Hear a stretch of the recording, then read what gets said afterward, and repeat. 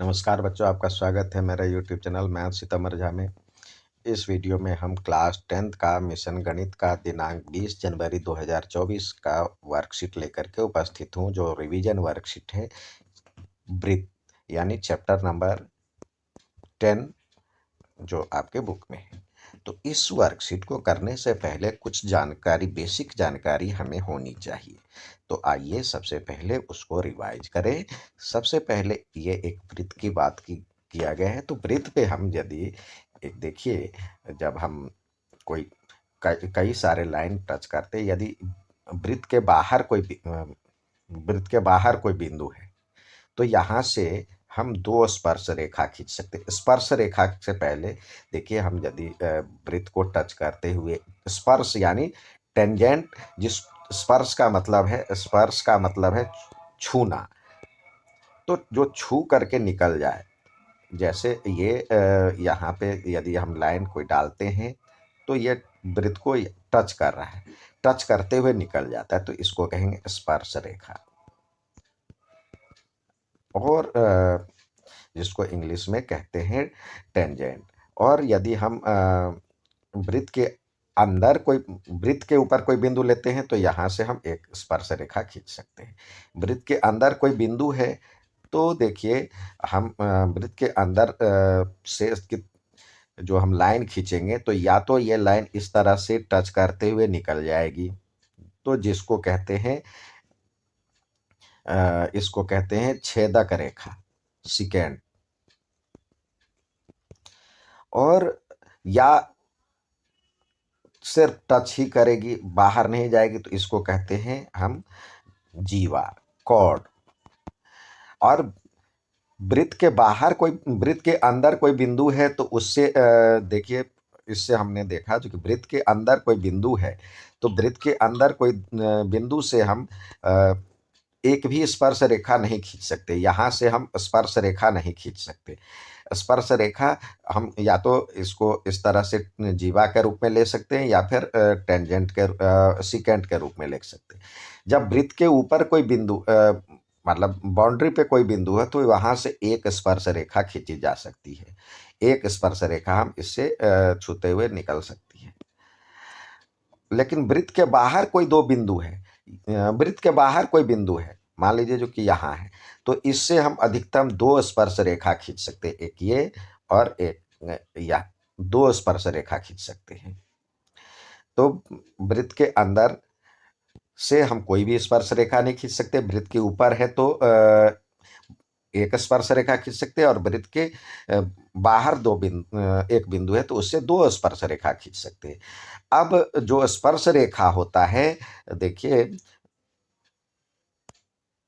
अब जो यहाँ पे हम स्पर्श रेखा डालेंगे, तो जहाँ पे ये मिलेगा उसको कहेंगे संपर्क बिंदु, स्पर्श बिंदु भी कहते हैं,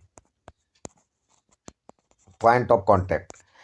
और ये सेंटर है, तो सेंटर पे हमेशा ये 90 डिग्री का एंगल बनाता है, ये 90 डिग्री का कोण बनाता है, यानी इस पे परपेंडिकुलर होता है। तो एक ये चीज है। और दूसरा, जब हम किसी बाहरी बिंदु, यानी यहाँ से कोई टेंजेंट डालते हैं, तो एक दो टेंजेंट डलेगा। एक ये यहाँ से हमने डाला, ये टेंजेंट हुआ, और एक ये हुआ। तो जहाँ पे ये टच कर रहा है, मान लीजिए जो ये पी नाम है, ये ए और ये बी, जहाँ पे ये दोनों टच कर रहा है, तो पी ए बराबर में पी बी, यानी बाहरी बिंदु से खींची गई स्पर्श रेखा की लंबाई हमेशा बराबर होती है। तो इसको ध्यान में रखते हुए सवाल करना है। तो आइए, पहला सवाल दिया है, 5 सेंटीमीटर वाले एक वृत्त के बिंदु पी पर एक स्पर्श रेखा पी क्यू के अंदर ओ से होकर जाने वाली रेखा से बिंदु क्यू पर इस प्रकार मिलती है कि ओ क्यू 13 सेंटीमीटर है, तो पी क्यू की लंबाई बतानी है। यानी a tangent PQ at a point P on of a circle of radius 5 centimeter meets a line through the center O at a point Q so that OQ is 13 centimeter। तो देखिए, जिसको समझ में आया तो बना लेगा, लेकिन सबसे पहले आपको जो जानकारी दिया है तो उसको समझते हुए एक फिगर के रूप में बना लें। इसका सेंटर हो गया Q, इसका सेंटर दिया हुआ है O, और P एक पॉइंट है जहाँ से एक जो रेखा खींची गई है, ये मान लीजिए जहाँ पे ये टच कर रहा है तो उसको उसका नाम P दिया हुआ है, और उसको सेंटर से जो इसको मिलाया गया और Q पे ये मिल रहा है, तो इसकी लंबाई आपको दिया हुआ है, OQ की लंबाई 13 सेंटीमीटर, और रेडियस दिया हुआ, रेडियस तो ये हो गया रेडियस, तो ये 5 सेंटीमीटर हो गया, और यहाँ पे 90 डिग्री का एंगल बनाता है, तो कुछ फिगर इस तरह से हो गया। राइट एंगल ट्रायंगल में 90 डिग्री के सामने वाली लाइन जो होता है हाइपोटेन्यूस होता है, तो ये 13 डिग्री हो गया, 13 सेंटीमीटर हो गया, और ये 5 दिया हुआ है, तो ये साइड निकालनी है। तो पाइथागोरस से हम निकालेंगे 13 का स्क्वायर बराबर में 5 का स्क्वायर प्लस ओ क्यू दिया हुआ है, सॉरी पी क्यू दिया हुआ, पी क्यू का स्क्वायर, तो ये हो जाता है 169 minus 25 equal to P Q square. तो पी क्यू बराबर में हो जाएगा 12 सेंटीमीटर। तो ये आंसर आ जाएगा इसका 12 सेंटीमीटर। दूसरा सवाल है, किसी बाहरी बिंदु P से केंद्र O के वृत्त वाले स्पर्श रेखा PA और PB खींची गई। यदि PAB 50 डिग्री है तो AOB ज्ञात कीजिए। अर्थात इंग्लिश में कहता है, from an external point P tangent PA and PB are drawn to a circle with centre O। PAB दिया हुआ है 50 डिग्री। तो देखिए, सबसे पहले इस तरह से टेंजेंट बना ले, फिगर के रूप में यदि आप बनाते हैं तो आसानी होती है। एक चीज ध्यान रखिए, यहाँ पे जितने डिग्री का दिया हुआ है इसका सम 180 होता है, ये और ये 180 होता है। अब इसमें आपसे कह रहा है जो कि PA और PB दिया हुआ है पॉइंट है, PAB, तो PAB कहाँ पे बन रहा है? अब इसके लिए यहाँ से इसको मिलाते हैं, तो ये एंगल जो बनेगा वो PAB, यहाँ पे एंगल बनेगा, ये हो जाएगा 50 डिग्री। तो हमें ये ज्ञात करना है। तो इसको समझने के लिए आइए पहले ये देख लीजिए, यहाँ पे ये दोनों का सम 90 डिग्री होता है। तो पहले एक बार समझ लेते हैं कैसे बनता है, फिर जानकारी यदि हो जाएगी तो आप आसानी से बना सकते हैं।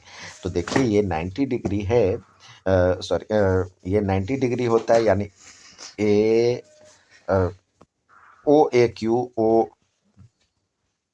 एंगल OAB प्लस एंगल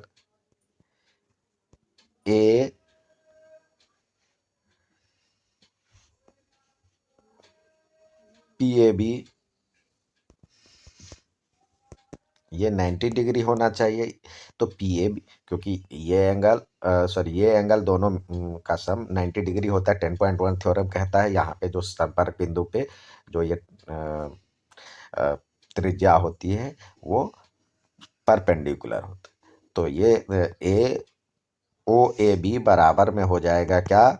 ये तो 50 डिग्री दिया हुआ है, तो 90 माइनस 50 डिग्री, तो यानी ये हो जाएगा 40 डिग्री। तो ये 40 हो गया, ठीक है। अब देखिए क्या होता है, ये 40 है। अब ट्रेंगल AOB में देखिए, OA बराबर में OB है, दोनों रेडियस है, तो इसके सामने वाला एंगल ये और ये दोनों बराबर होगा।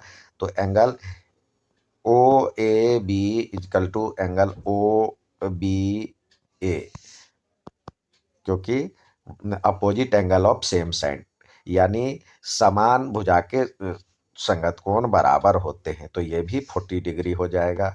अब एंगल सम प्रॉपर्टी से देखते हैं, ये प्लस ये, तो ये हो जाएगा 40, ये भी 40, और ये तो एंगल सम प्रॉपर्टी से ट्रायंगल ए ओ बी में angle A O B plus angle यहाँ पे इसका नाम यहाँ पे सीधे 40 डिग्री लिख दे और यहाँ भी 40 डिग्री लिख दे तो ये हो जाएगा 180 डिग्री। तो ए ओ बी बराबर में हो जाएगा 180 में से 80 घट गया तो 100 डिग्री। तो आसानी से ये 100 डिग्री हो गया। तो ये हम जान गए कैसे होता है 100 डिग्री। अब हमेशा ये ध्यान रखें जो जितना डिग्री यहाँ पे होता है इसका डबल यहाँ पे बनता है तो ये 100 डिग्री हो जाएगा। कैसे हुआ आपको यदि प्रूफ करने के लिए आए तो इस तरह से कर सकते हैं, लेकिन ऑब्जेक्टिव टाइप में आए तो ये बना सकते हैं। और ये 100 डिग्री हो गया तो ये कितने डिग्री का होगा, ये 80 डिग्री का होगा क्योंकि ये और ये दोनों का सम 180 होता है। तो आइए यहाँ पे 100 डिग्री आंसर हो गया। अब नेक्स्ट सवाल कह रहा है in given figure A O B, ये ए ओ बी ये दिया हुआ है, is a diameter of a circle of centre O and A C is tangent to a circle A if B O C, यानी ये दिया हुआ है 130 डिग्री। तो ए ओ सी ज्ञात कर ए सी ओ ज्ञात करना है तो ये 130 हो गया। तो इस तरह से देखिए यहाँ पे कितने डिग्री का एंगल हो जाएगा, लीनियर पेयर से ये 50 डिग्री का एंगल हो जाएगा। और यहाँ पे 90 डिग्री होता है, ये 90 डिग्री होता है। तो इस दोनों को जोड़ लीजिए और इस 180 में से घटा लीजिए तो 9 5 14 140 में से 180 में से 40 कितना घटाएंगे तो इस दोनों को जोड़ेंगे क्योंकि ये एक ट्रायंगल बन रहा है।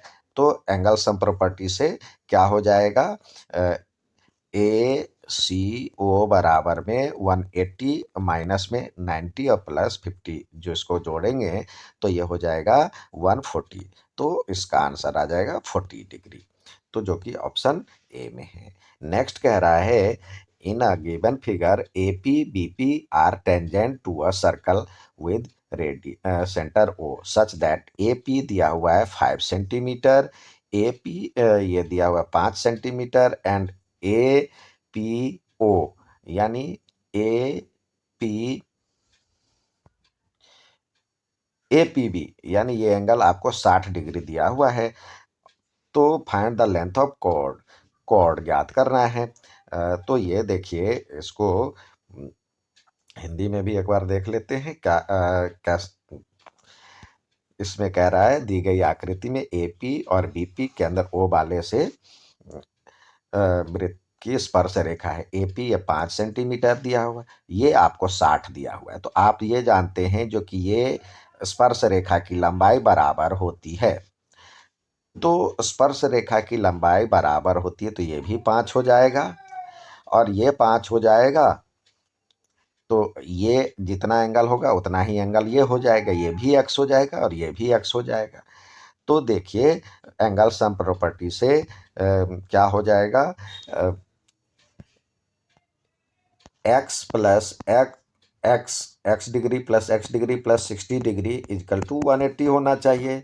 तो 2x डिग्री बराबर में 180 में से 60 गया तो ये हो जाएगा 120 डिग्री। तो x बराबर में हो जाएगा 120 को 2 से भाग देंगे तो 60 डिग्री। तो ये हो जाएगा ये भी 60 और ये भी 60, ये भी 60, इसका भी वैल्यू 60 हो जाएगा और इसका भी वैल्यू 60 हो जाएगा। तो क्या हो जाएगा, इक्विलेटरल ट्रायंगल हो जाएगा। मतलब ये तीनों एंगल 60 60 का होगा, ये भी 60, ये भी 60 और ये भी 60। तो इस तरह से ये हो जाएगा समबाहु त्रिभुज, समबाहु त्रिभुज यानी इक्विलेटरल ट्रायंगल। तो ये 5 है, ये 5 है तो ये भी 5 सेंटीमीटर हो जाएगा आंसर। नेक्स्ट सवाल कह रहा है दी गई आकृति में एक वृत्त को ए बी सी में इस प्रकार अंकित किया गया कि वह भुजा को स्पर्श करता है। यदि ए बी बी सी सी ए की लंबाई 12 8 10 सेंटीमीटर दिया हुआ है तो ए डी बी ई और सी एफ की लंबाई ज्ञात कीजिए। यहाँ पे भी in given figure a circle inscribed in a triangle ABC such that touches the side if the length of A B B C and C A, यानी A B ये दिया हुआ है 12 सेंटीमीटर और बी सी दिया हुआ है ये 8 सेंटीमीटर और ये दिया हुआ है ए सी दिया हुआ है 10 सेंटीमीटर। तो हमें निकालना क्या है? निकालना है ए डी ये, बी ई ये और सी एफ। तो मान लेते हैं let A D equal to X centimetre. तो बी डी देखिए आपको दिया हुआ है ए बी दिया हुआ है, ए बी बराबर दिया हुआ 12 सेंटीमीटर। तो इसमें ए डी इसके बराबर है, ए डी और ये जोड़ करके बना हुआ है, तो लिख सकते हैं A D plus B D equal to 12 centimetre. तो बी डी बराबर में हमने ए डी को तो एक्स माना था, तो यह हो जाएगा 12 माइनस एक्स, यह हो गया 12 माइनस एक्स। अब देखिए ए से जो स्पर्श रेखा खींची गई है ए डी और ए एफ दोनों बराबर होगी, क्योंकि बाहरी बिंदु से एक्सटर्नल पॉइंट से tangent from external point,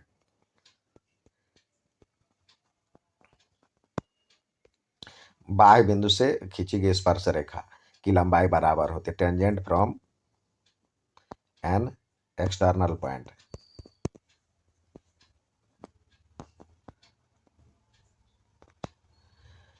are equal बराबर होती है। तो ए एफ बराबर में ए डी बराबर में ए एफ बराबर में एक्स सेंटीमीटर हमने माना, ठीक है।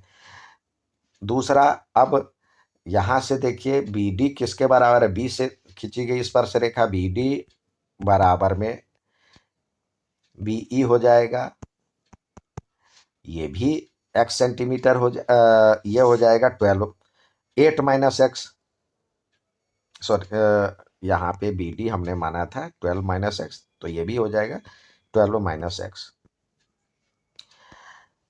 अब ये एक्स है तो ये भी एक्स हो जाएगा, यानी ए एफ बराबर में एक्स सेंटीमीटर है। तो इस तरह से सी एफ बराबर में क्या हो जाएगा? सी एफ बराबर में हो जाएगा 10 माइनस एक्स, और 10 माइनस एक्स इसके बराबर हो जाएगा। सी एफ किसके बराबर हो जाएगा? सी एफ बराबर हो जाएगा सीई के, सीई के बराबर हो जाएगा, ये भी 10 माइनस एक्स हो जाएगा। अब देखते हैं बी एफ और अब सी बी का वैल्यू देखते हैं। सी बी बराबर क्या है? या बी सी बराबर में, बी सी बराबर में होगा बी ई प्लस सी ई। तो बी सी की वैल्यू तो दिया हुआ 8 सेंटीमीटर और बी ई का हमने निकाला है 12 माइनस एक्स, तो 12 माइनस एक्स, और सी ई का हमने निकाला है 10 minus x plus 10 minus x. तो इस तरह से यह हो जाएगा 12 10 22 माइनस 2x बराबर में 8। तो 2x इजकल टू हो जाएगा 8, और यहाँ पे -2x रहने दीजिए, -2x, और ये 8 माइनस 22 जिसको घटाएंगे तो ये हो जाएगा -14 बराबर में -2x। तो x बराबर में हो जाएगा 7 सेंटीमीटर। तो इस तरह से हमारे पास AD की वैल्यू तो x था, AD बराबर में 7 सेंटीमीटर हो जाएगा। और दूसरा आपको दिया हुआ है BE निकालना था, तो BE बराबर में हमने क्या निकाला था? BE बराबर में था 12 माइनस एक्स, यहाँ पे 12 माइनस एक्स, तो लिखें 12 माइनस 7 यानी 5 सेंटीमीटर। और सी एफ की वैल्यू चाहिए। सी एफ बराबर में हमारे पास था 10 - x, तो ये हो जाएगा 10 - 7 यानी 3 सेंटीमीटर। तो इस तरह से ए डी बराबर में 7, बी ई बराबर में 5 और सी एफ बराबर में 3, सब में सेंटीमीटर यानी यूनिट। ये इसका आंसर हो गया। उम्मीद है समझ में आएगा। अच्छा लगे तो लाइक, सब्सक्राइब, शेयर जरूर करें। धन्यवाद।